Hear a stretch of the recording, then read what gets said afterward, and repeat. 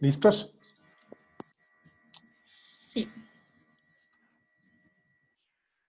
Inicio, ya, simplemente. Listo. Bueno, un buen día con todas, con todos. Gracias, Daniel, por la iniciativa, la invitación a compartir nuestras aproximaciones teórico-metodológicas en el Hub. Y hoy quisiera presentarles una investigación que se realizó hace un par de años en Flaxo, donde también participó Jonathan y Esteban Moreno en el equipo de investigación, y que tiene que ver con la gobernanza del riesgo, ¿no?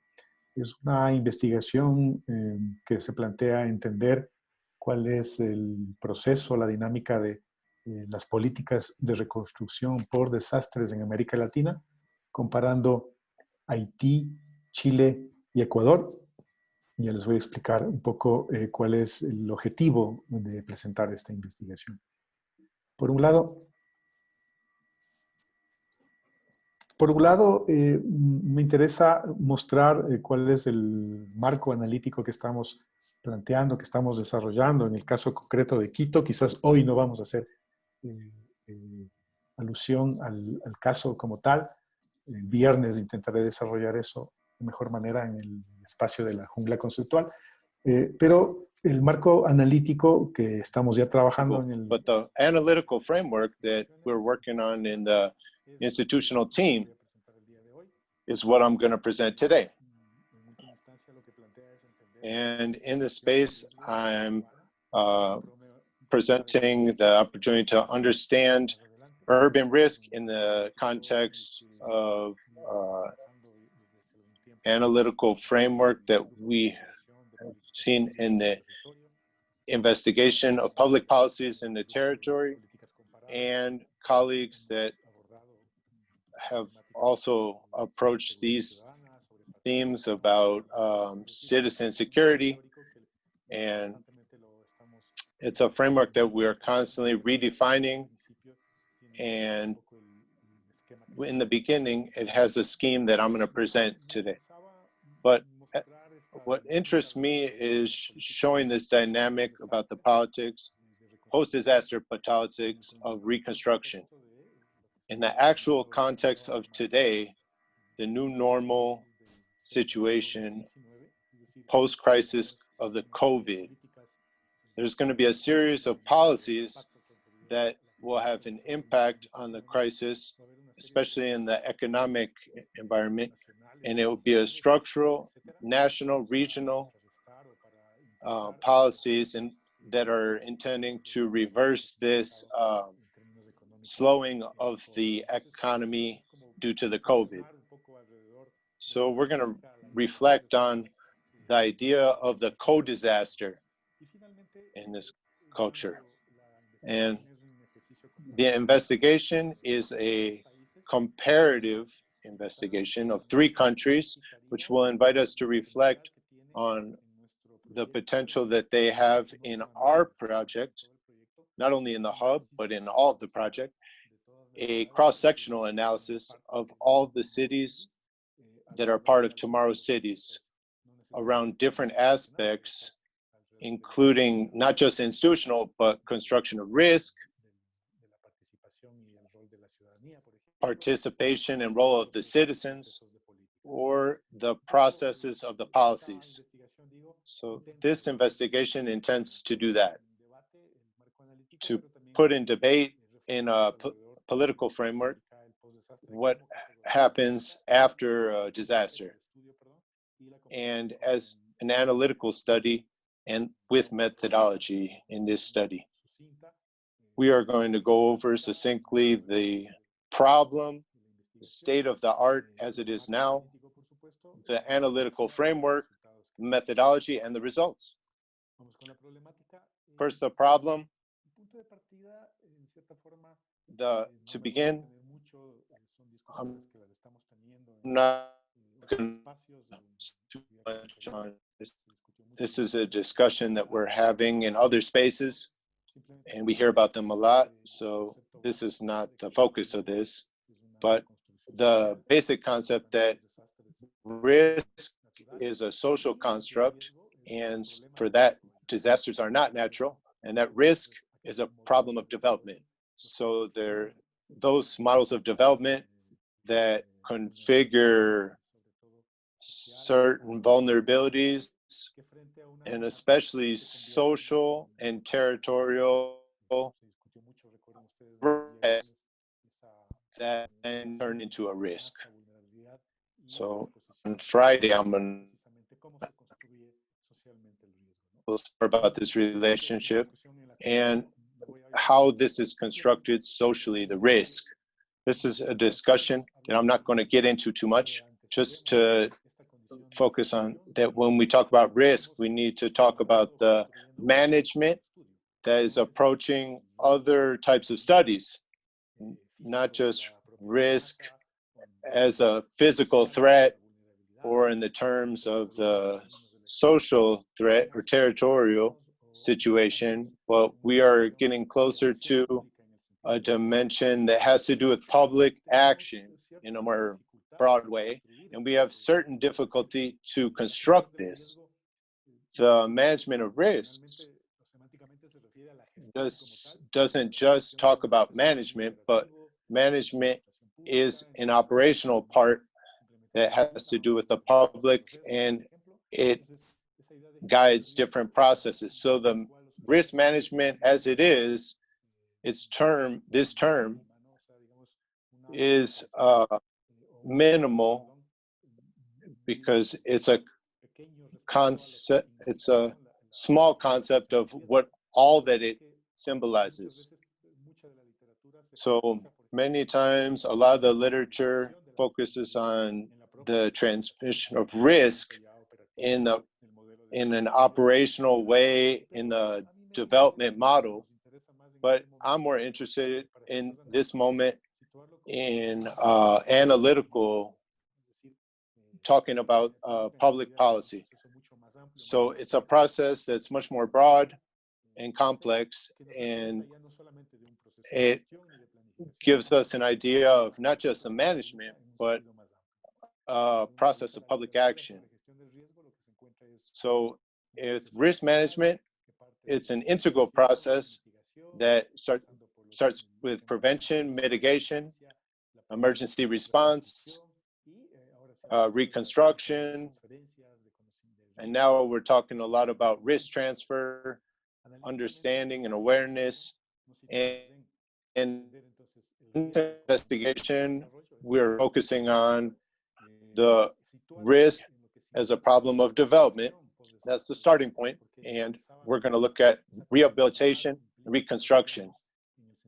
The implied way of the integral method of not only reconstructing social processes, but also economic processes to overall address this public policy.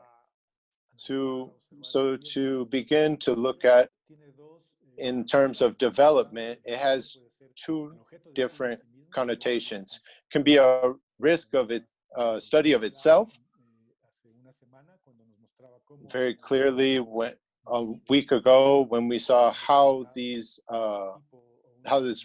risk is developed and how it's constructed over time, but also we can understand it as an explicit factor of development that we're going to talk about right now.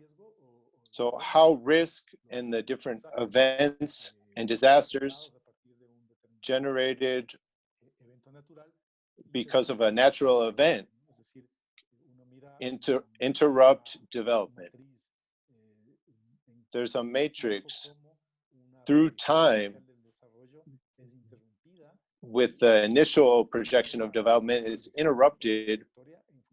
The disaster then takes on another trajectory. The project development takes on another trajectory, and there's a concrete interruption in the development of a country.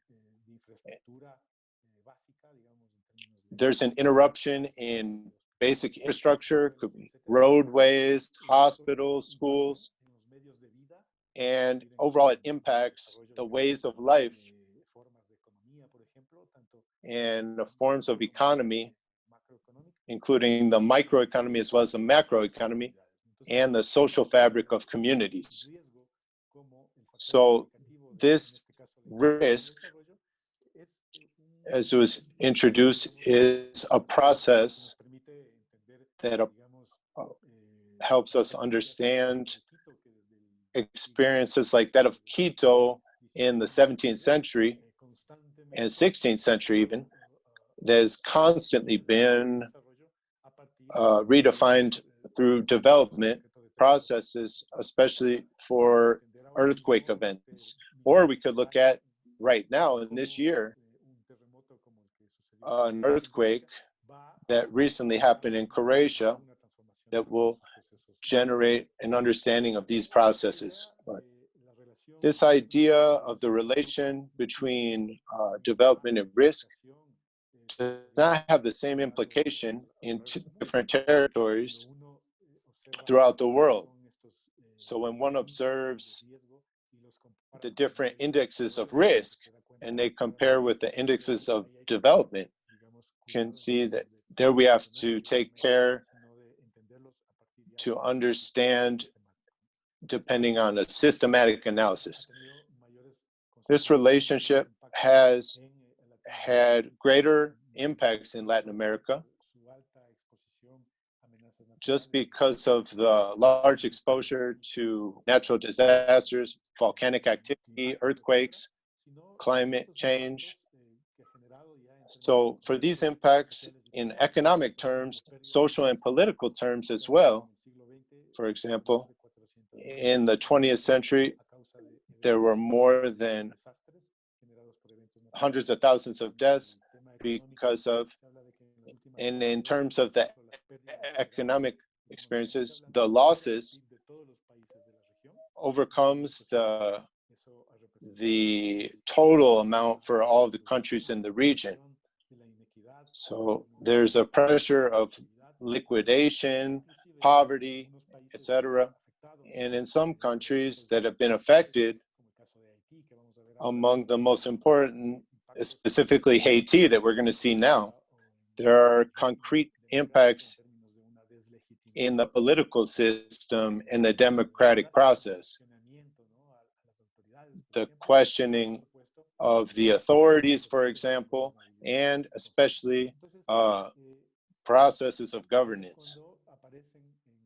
So that is when we start to see this idea of public policies of reconstruction that goes along with actions that are developed in the immediate period or also in the medium to long term, that there's a disaster, and to use a more integral process to reestablish the infrastructure and especially the social structure. So this is these are policies that there's a great separation between economics. There's a transformation of financial transformation of each country, having to do with subsidies, taxes, grants. These are all common, and a great amount of external credit that comes into the country. So for this, the policies of reconstruction appear as integral processes that have to do with economics, structural, social processes that many times are thought of as an opportunity to rethink and redefine the development of the country. So we can have this circle now with development, risk, and development. So now the concrete question, what are the factors that come into play in the design of post-disaster reconstruction policies? How in some countries these policies work better than in others? That's what's behind this question. So in the public policy literature, what is raised and proposed is that in those countries with modes of governance where there's a greater articulation between state actors and non-state actors, the design of public policies tends to be more coherent. This is a theoric hypothesis that we use to understand the reconstruction after disasters and the difference in the policies. When one looks at the state of the art over these policies and reconstruction more broadly, we look at a lot of literature that's academic and with a lot of importance of gray literature that looks at the comparison of the economic processes of reconstruction in the terms that I previously mentioned, like the flow of international capital and prescriptive options, the financial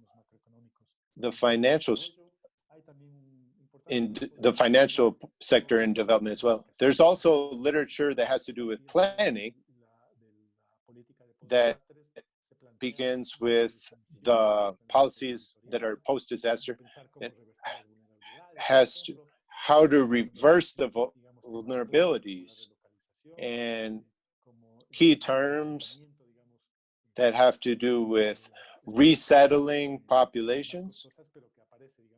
And these are the most costly aspects, but there's also literature more recent that has come out about construction, the resilience, how it has been generated, and through training to face these effects that come before the different debates about social capital and empowerment of women, and there's less literature that begins to understand the process of reconstruction from the public policy side. So there are some texts that have to talk about the change of public policies in a general way, or how they have been configured and the strategies of reconstruction, but not necessarily from a public policy analysis. And they don't approach the design and the governance. The governance side also shows this relationship in a more broad way.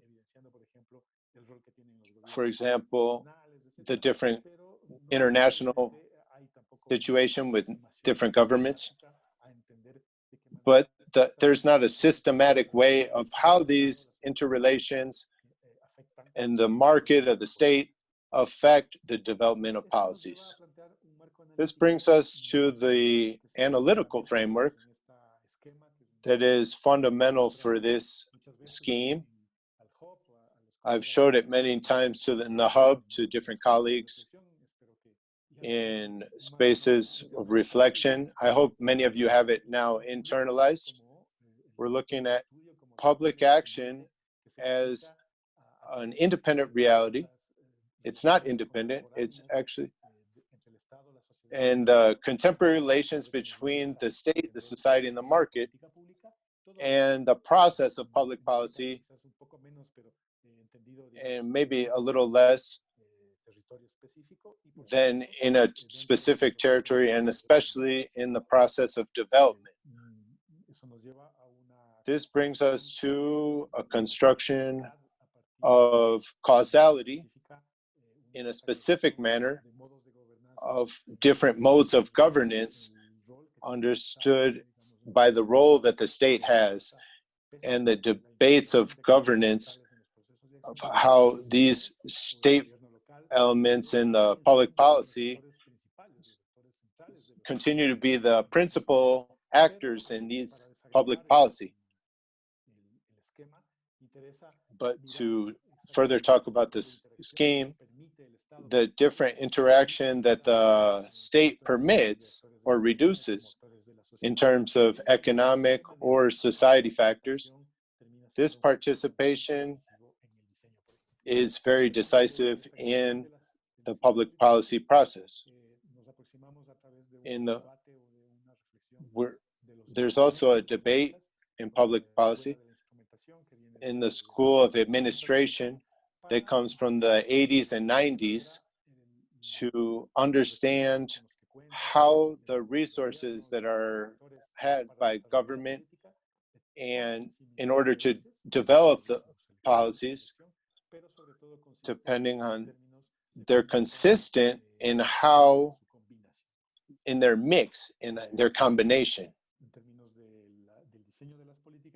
In terms of the design of the policies, we have this added matrix that is the adding of the public policies is terms with the macro, meso, and micro level. So the most concrete part is the specific instruments. For example, the ministry, norm, a subsidy, and through that instrument, they reconstruct the public policy in terms of its own objectives, but also with the objectives and goals of this policy. And through the micro observation, which is looked at as trying to understand how it changes. And now we're going to look at this later in concrete terms with these three cases studied. So this helps us understand, have a classification of the different optimal, poorly directed, ineffective, and failed in terms of the different instruments that are used, the combination of instruments that are used, and the objectives of the policy. So this is a very simple tool that helps us to make various analysis at the same time. So in terms of governance, we have an analytical framework to look at three different types of governance: hierarchical governance that incorporates the state actors, one that's in between, the co-governance, which has a state and non-state actor participation, and auto-governance, autonomous governance, where there only participate non-state actors. What is the methodology that was designed? The methodological design is a compared analysis that has a small n, has small cases, just 3 cases. It has a explicit focus to look at the causes of similar, that are found in similar systems and observed in the results. Because some countries have more coherent systems, and so we chose systems that were more similar. We used case studies that were defined by countries, Latin American countries, that have had an earthquake in the last decade. And in this case, it was Haiti, Ecuador, and Chile. In Ecuador having an earthquake in 2016, Haiti and Chile previous to that in 2010. In terms of development, in function of the different infrastructure, the reduction, there's also a great impact in terms of social structures, the capacity of communities, etc. Methodologically, how the investigation was carried out, this matrix functioned around the political, the instruments of the policy, and the instruments that are going to be talked about further ahead. that have 4 different types of resources that are used in public policy. So in this methodology, we talk about qualitative resources to collect all of the reference information, the different laws that are operated in each of the case studies, what are the forms of organization, and how they're on a local, national level, and the information that was generated through these policies. And on the economic side, the Treasury, how the subsidies and the funds are used in the policy. And this is triangulated in ahead, and we're talking about using structural to reconstruct the processes, that more than just the description of each of the instruments, but what interests us is how to operate the relation between the secretary, in the case of Ecuador, and the secretary, the Ministry of Development and Housing, and how these operate with the different municipalities, understand that dynamic of the design of public policy and how it functions. The model that is looked for is to evaluate in a moment the coherence of each of these groups, and in which measure there is coherence according to the Constitution or on the ministerial plans level, or the information that is generated by the Census Institute, National Census Institute, or the different ministries. And on another side, the combination of these different elements. So we may have very excellent norms or laws, but the organizations that have to carry out these laws are not understanding or executing these laws. So they could have good organizations, but the information, which is the basic point, is not correct. Or we could have very good information on the other hand, and it's not used by organizations to make decisions. So the resources of the Treasury, like bonuses that are given, are not necessarily used adequately. So these are the different dimensions: the internal coherency and the coherency external as well. What are the results of this exercise about the reconstruction in these 3 countries? First, it was interesting to understand what was the entry point of approaching the reconstruction in Chile, Haiti, and Ecuador. In Haiti and Ecuador, it was a reconstruction that was very thought of from the economic perspective of development. So in Chile, there was an intention to look at the problems integrally and how the reconstruction relates to the structural side, the macroeconomic part, and see it as an opportunity to redefine or suggest other forms of development. This falls in more empirical points of administration.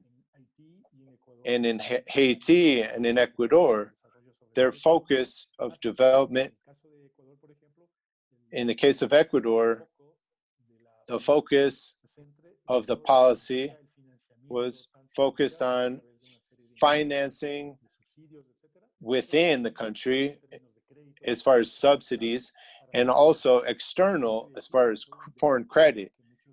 And in Haiti, have denominated the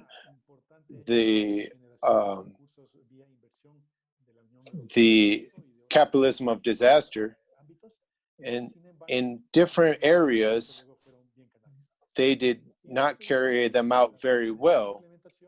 And in Chile, the different points of implementation in a more of an integral way were thought about territorially, socially, and even judicially. On the meso level of the policies, one can observe the different objectives and plans. In the case of Ecuador, they really focus on infrastructure, housing, and in Haiti, tourism was seen as a way to reestablish the economic system. And there was also a lot of investment in the mining and industry. And in Chile, there was articulation between the government, national government, and local governments. And the regeneration that was thought of a lot in public spaces. And the public was always present during the process of reconstruction in Chile. So this can be observed in the specific instruments in this matrix as far as concrete plans of housing,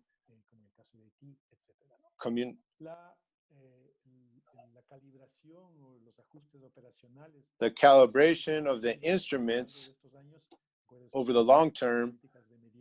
These were policies of short and middle and long term. In Chile, there was more follow-up on the process and evaluation of the policies. And as a result, they made many adjustments through the process, incorporating the different topics of the rural areas. And in the case of Haiti and Ecuador, this calibration or adjustments did not work well initially as it was proposed. The analysis that's much more complex in the previous matrix. Here, we look at the 3 cases within a specific design. In Chile, we saw coherence in their objectives and the consistency of reconstruction. And for this, Chile was seen as an optimal process because now, 10 years later, practically they have been able to revert a lot of the problems of their infrastructure and reestablish economic processes. In Ecuador, first, we'll look at the coherent policies and how we saw focusing on the economic level, even beyond the different strategies of housing. And there were different plans. So there were several different strategies that joined together, and they had some internal coherence, and they may not have been consistent. And so it was poorly directed. And the case of Haiti is a critical case because very little had coherence and has been presented as a failed case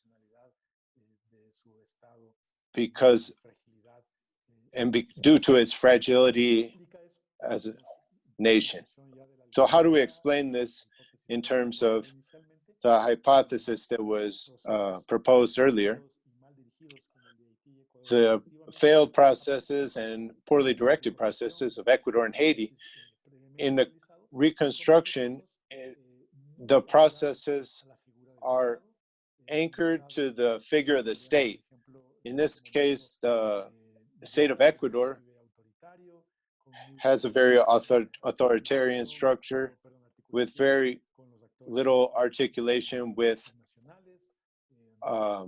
subnational levels and the different spaces, and not allowing citizen participation, including in terms of the articulation of cooperation, etc.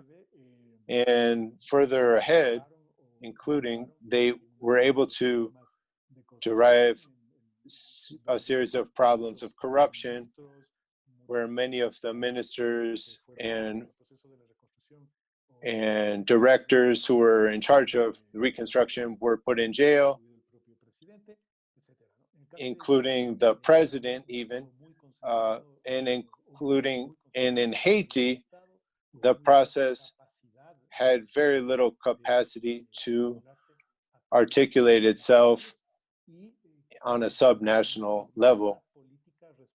And due to the transnational corporations that imposed a lot of their objectives, a lot of the directions that guided the policies. In the case of Chile, it's a neoliberal government that is flowed among the state and the actors of the market, and the sector, the private sector, include defined different plans through the market.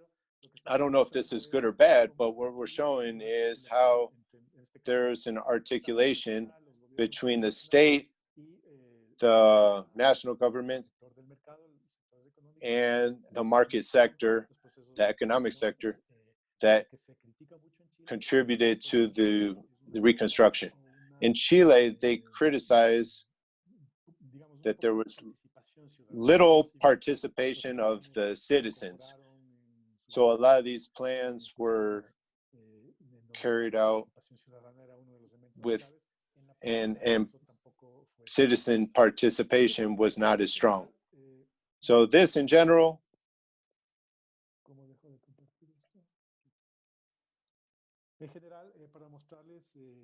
to show you how the investigation was developed and how this proposal, theoretical, methodological, implies understanding, in this case, risk and risk management in a specific manner. In this case, the policies of reconstruction after disasters. Thank you very much. And now it'd be very important to debate the scheme and the different cases, etc.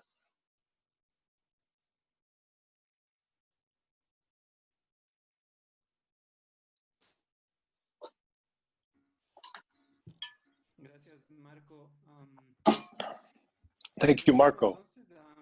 I'm trying to excite you to make your comments and questions. Marco is made a very interesting exposition. So please make your questions. I have a question. Levanto la mano también. Hello. Vamos Malena y Giuseppe después. Raise your hand, please. My question is a quick one. How do you think that the analysis of corruption, analysis can be made in faced with corruption and public policies? Because right now we're in the middle of a crisis of this style. And so how from this focus do you manage that? Thank you, Malena. Let's answer.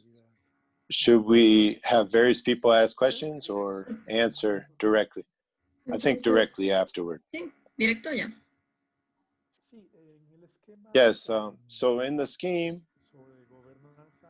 about governance, it's basically based on a neo-institutional focus, which is interesting to look at the regulation mechanisms of a determined country, how it permits the interaction between the state and non-state actors. So this institutional focus is interesting in that they contemplate the different formal mechanisms. For example, how these institutions, public and private, are structured in Ecuador, and how they influence the real estate market in the country. This is a formal evaluation. How, for example, the citizen participation is structured in the local politics, the parliaments, the participatory budgets. This is a formal mechanism where one, through this, can reconstruct this relation between the society and the state and the society and the market. But these focuses also allow us to observe the different non-formal mechanisms. These non-formal mechanisms pass through aspects of, including cultural aspects, the idiosyncrasy, the relationship with the state and the society. So there we can understand a paternalist or patrimonial relationship as how the state approaches the citizens for favors. So I give you certain benefits, but in exchange for something.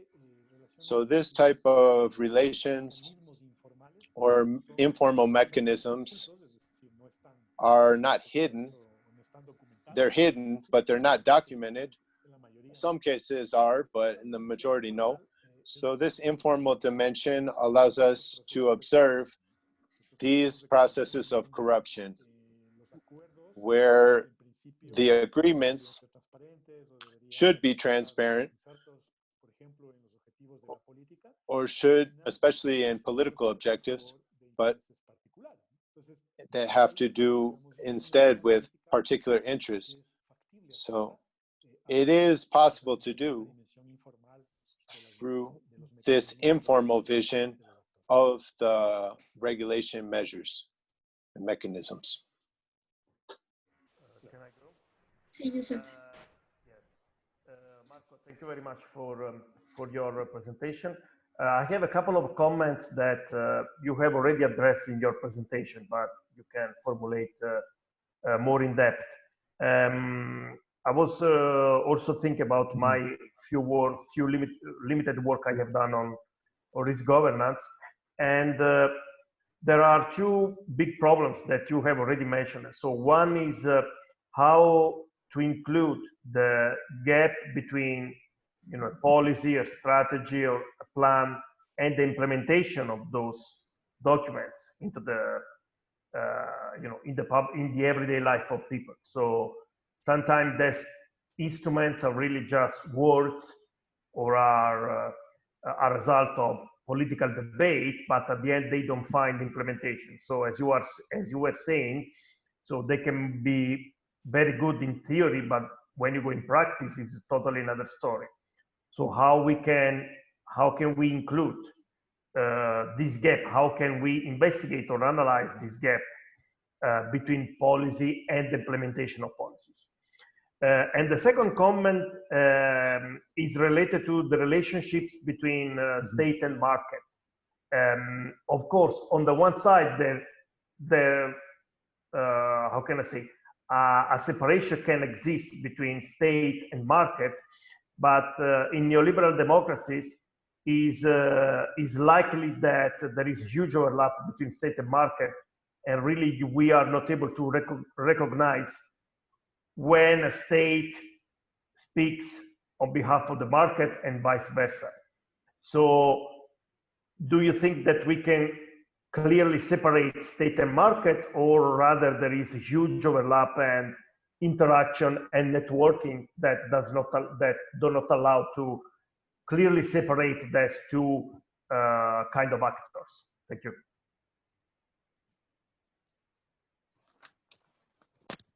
Sí, gracias, Giuseppe. Thank you, Giuseppe. These are some discussions that are reoccurring about what the possibility of implementing public policies means in less contextual situations.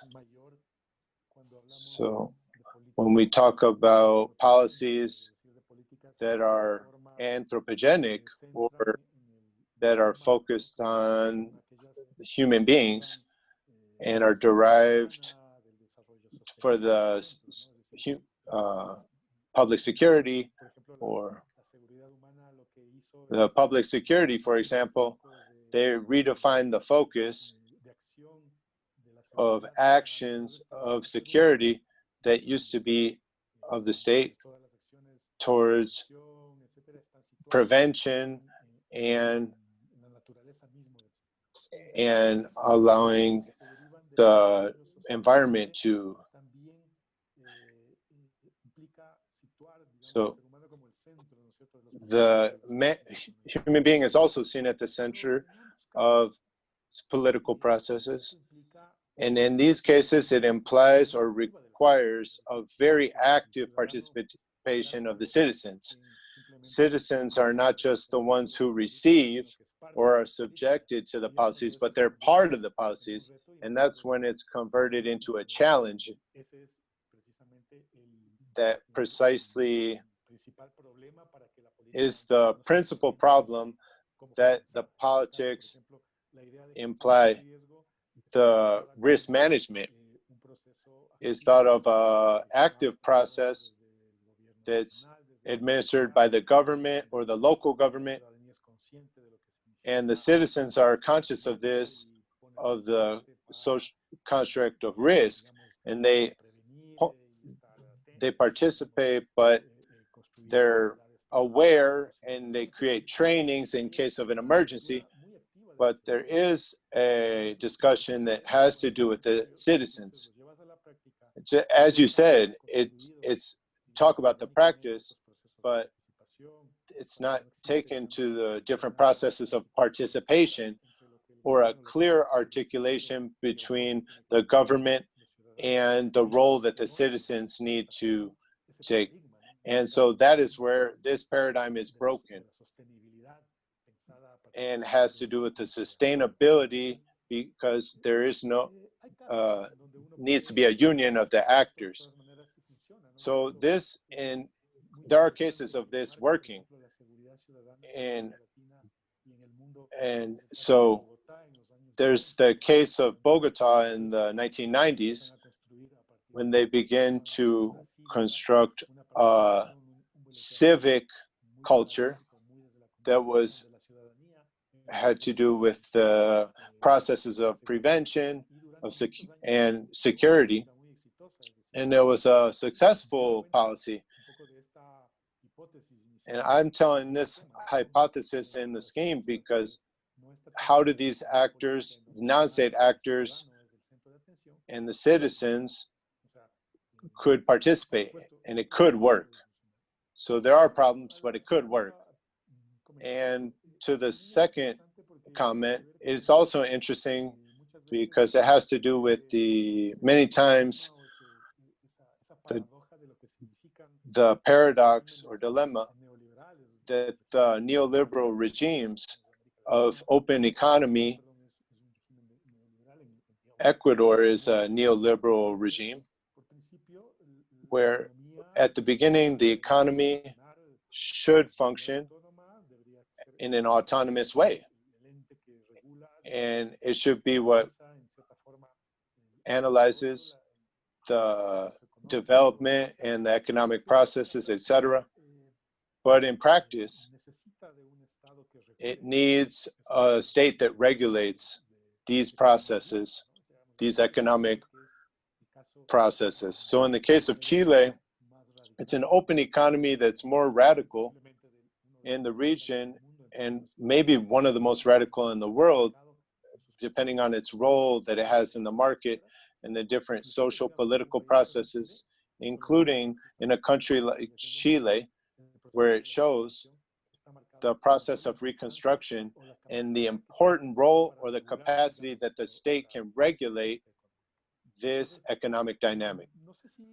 So I don't know if you can understand that they're separate, but maybe analytically speaking, we're talking terms of their interaction and relations.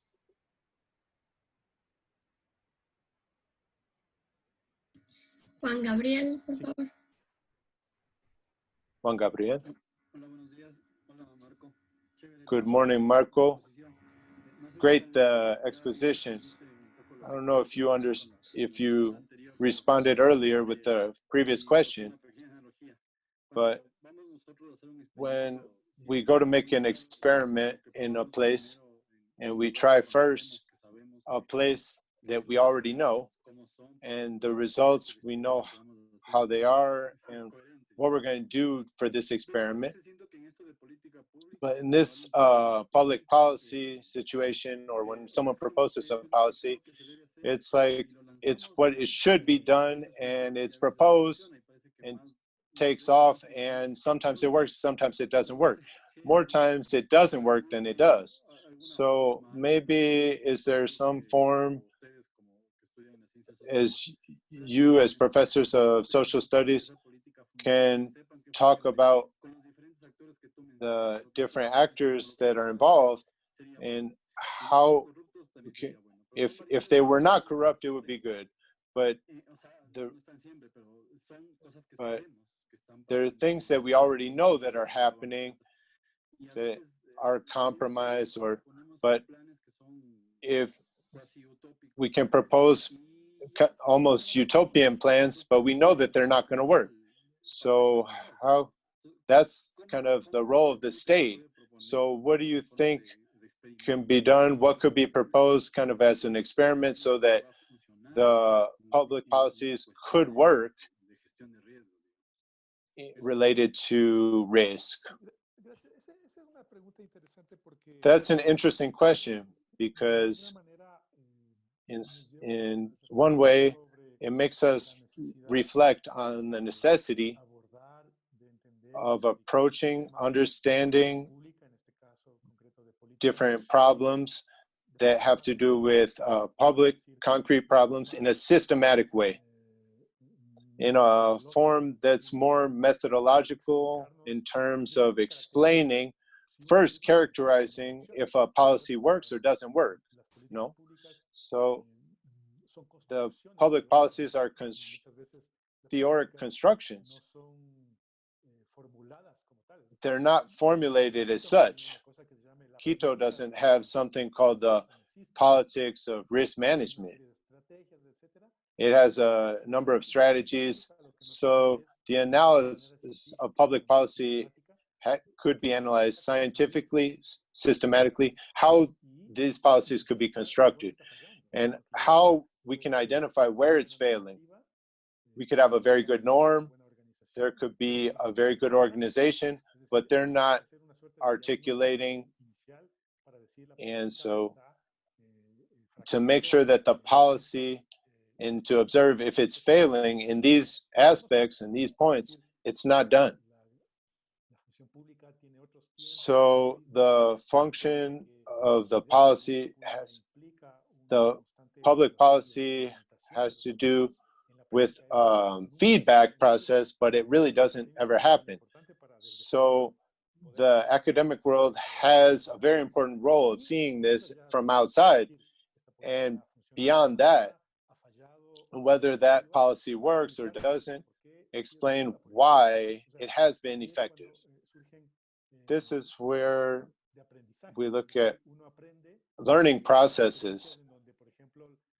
One learns from processes. If the policy of risk has worked,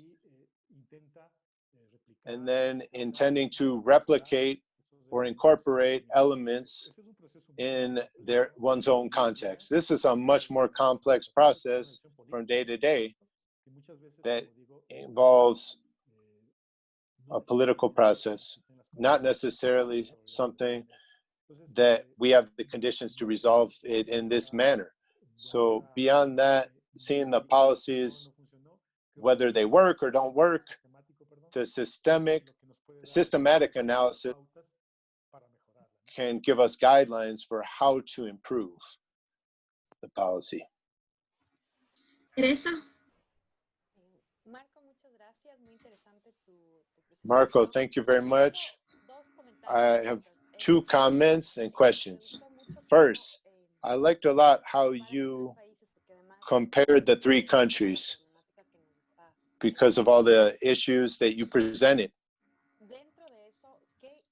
Inside of that, what do you think the vision of risk management that exists in Chile and the historical memory of Chile, how does that help that the recuperation is incorporated in a more efficient way and it works and these policies work, or is it more structural and bigger? That's the first question. The second question, taking into account that we are now inside living a disaster, and in Ecuador specifically, that you are designing policies that have of reconstruction. What comparisons you have from what you saw that didn't work, and now from the academic perspective, what role do we have as academics? Is there a way to talk to authorities to make decisions, or at least on a local level, maybe not national level, so that we don't repeat the same? So what is our role knowing that so that it's not repeated? Thank you. Thank you, Teresa. So in the case of Chile, the analysis is interesting because there's more institutionalized processes. Haiti was the extreme on the other side of a failed state, including. Ecuador is a case in the middle where there was a certain design and strategies, but they're just not articulated in the design of the policy to meet the broader goals. In the case of Chile, it passes through the idea of institutionalization, that in Chile, several decades in the past, the construction of their historical memory has been a key aspect in terms of not only risk, but to maintain distant from what the dictatorship was as far as human rights abuse. And so also in Colombia and in Chile, the historical memory is very heavy. So also having to do with policy of risk, the construction and administration of the information and the events that have to do with the disaster and the social constructions, how is that information managed? In the concrete cases of the state governments, how is it articulated through the academic world, and how does it then take root in the processes among the citizens? So it's an interesting question how the historical memory was internalized among the citizens.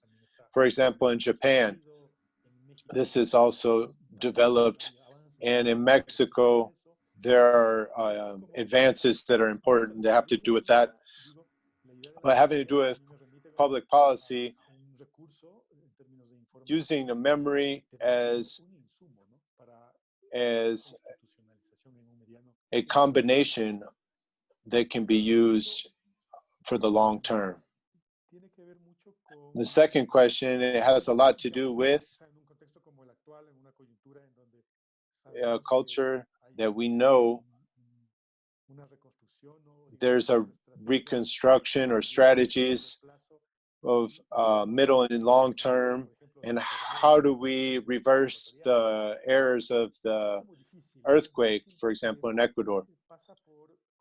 This is difficult because it has to do with how these analyses and reflections that explain why the policy failed in Ecuador in 2016. Well, they're incorporated also in summary of the local governments or the national governments, and also the limitation that in the case of Quito, for example, a concrete case, it has the Institute of the City. That's a space where supposedly they should reflect and construct information analyses and also dialogue with the academic world. But this space has been very irregular in the last years. It's not been converted into a place of constant articulation between academia and so this is very difficult. So in other countries, these reflections and the learning is channelized through other academic universities, that not just public institutions. So in terms of public security, in the Observatory of the Citizens, there was an interesting production that not only about delinquency, but also risk. So this was a space where people could go and dialogue and open spaces of where they could discuss. But this space doesn't exist. But in practice, it just is not anything. So it continues being an obstacle for how to incorporate these different things that are learned. Quickly, I think there's a important observation for Amy, Danielle, and Jenny from the part of the cycle of understanding. So not just thinking about the understanding of the threats, but also the public policies and consciousness over these processes. How, as a project, can we insert this more into the public policies? That's a question, but I think it's a very interesting topic to maybe in the work package 2.0, that the cycle of understanding or knowledge, not just scientifically, but academically as well. Thank you, Marco. Thank you, Teresa. Alfredo y después Daniel, por favor. Alfredo. Thank you, Marco, for the exposition. I just have a quick question. When we look at the approach, the institutional approach, it always leaves me with the relation between what it should be and effectively what happens. And we work on that. But my posture in social sciences is distinct as far as that what happens, in effect, responds to actions or omissions because of different interests. So it leaves me in the neo-constitutional vision, how these interests play in the situation. And the only that I would emphasize is in the diversity of the situation, not just the economic perspective, but how is this game stop being, and how can it be calculated, the different benefits be calculated according to their functions, is what has not been done that should be done. The typical as far as risk. Who are the ones who win and who are the ones that lose in this? And for more or less, that's how I go understanding the trauma of the problem. That's my commentary. Thank you. Thank you, Alfredo. We need to take into account all of the analytical approaches that have their advantages and disadvantages. They can reach and cover a certain area and other areas not. So in the institutionalism, there is a sense that has to do with a lot of norms. Normative situation, here's the norm, you have to do it. There are other elements, as I had said earlier, that in an informal way, that is very interesting. And there also is not just one neo-institutional, there's 3 or 4 different forms of it that helps us to articulate for debates that are more rationalist,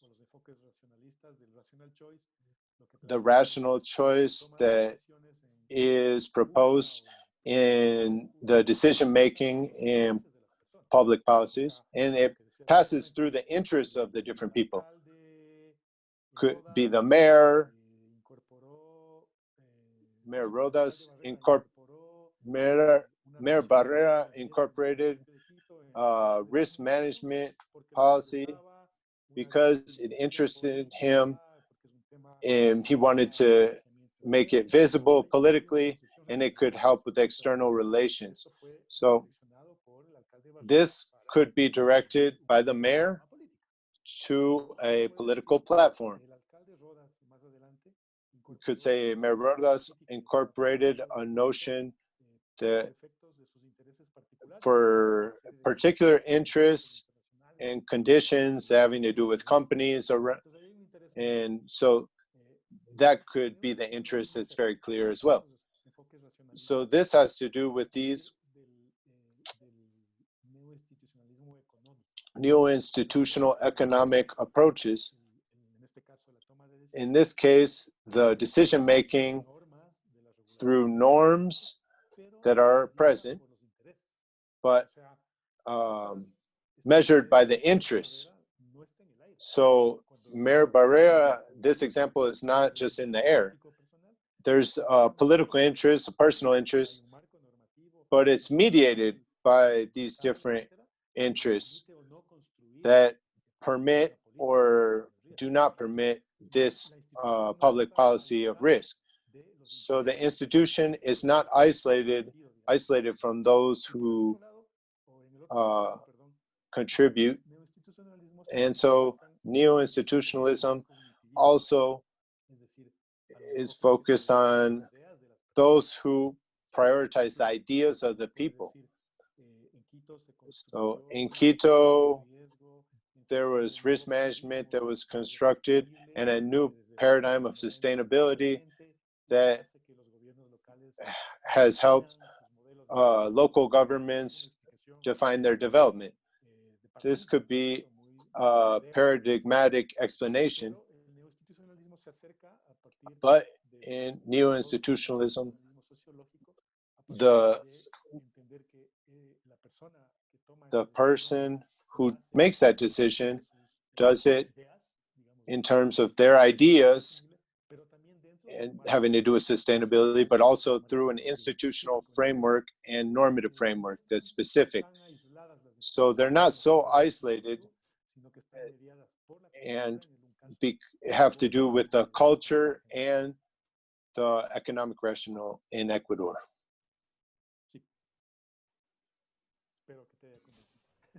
I hope that has helped. Daniel. Yes, Danielle, the time is running out. And so a question I have is that we saw in some examples, different modes of governance in different states and resulted differently. So a mode of co-governance in Chile resulted more successful than the hierarchical governance. And that hierarchical governance functions less well in Ecuador. What I'm asking on the state level, how this study and these results, we're going to work on the level of cities, or on smaller levels than cities. How well can these frameworks that you showed us be translated to working with cities? It also made me curious, this mode of governance,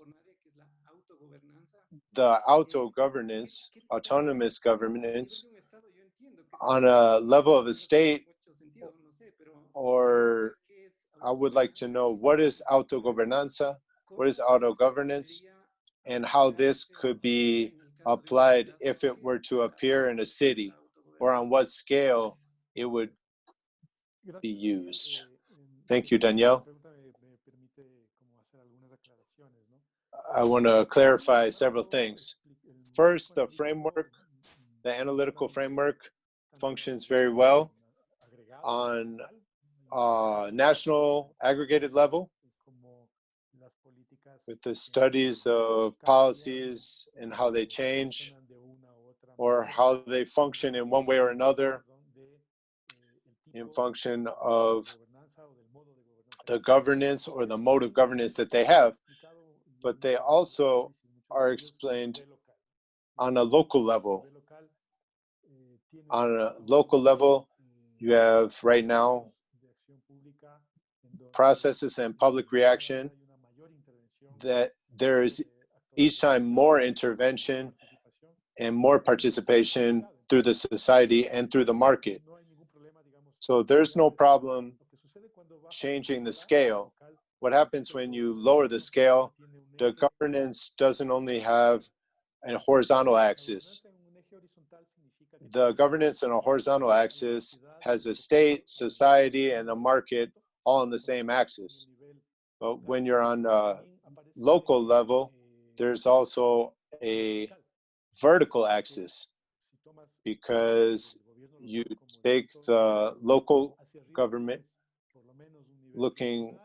there's a regional level, there's a national level, and an international level. So many of these policies of risk management come from the level international.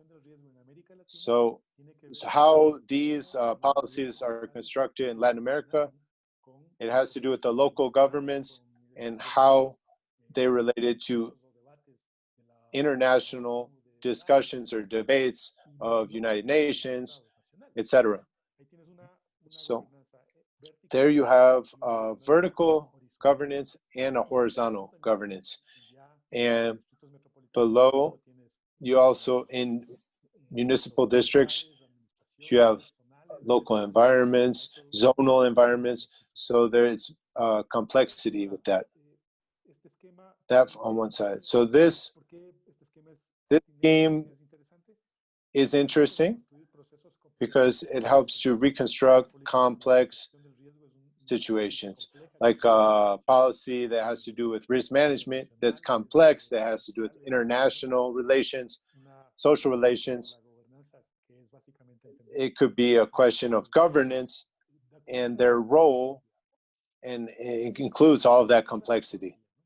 So this is a typology. There are various typologies and ways. This is just one of many. It interests me because it allows me to realize the role that the state has.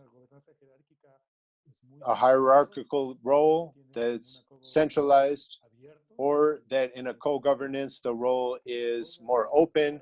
There's dialogue and who it incorporates. And in our auto-governance, the role is almost none. It is a typology that's very difficult to observe on an aggregated level because there are no governments that are totally autonomous. So there are processes of auto-governance in small areas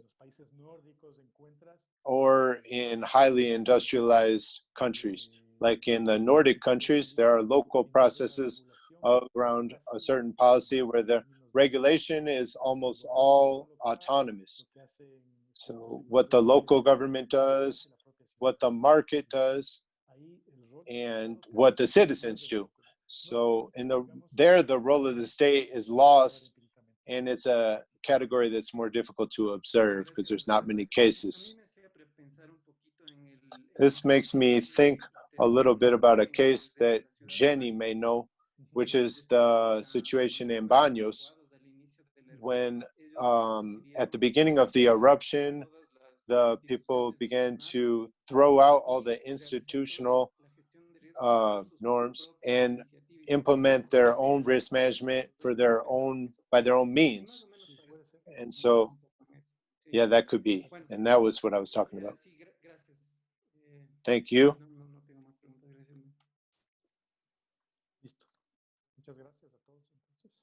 Thank you to everyone.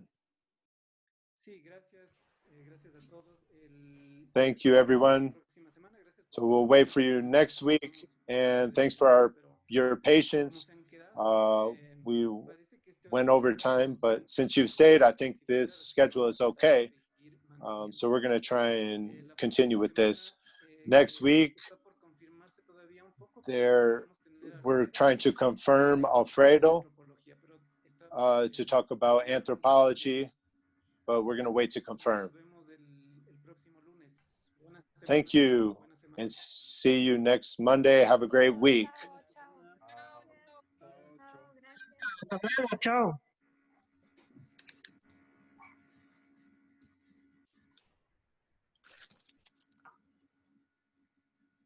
Alfredo, ¿puedes quedarte un momento? Ya se fue. Gracias, Marco. Chao.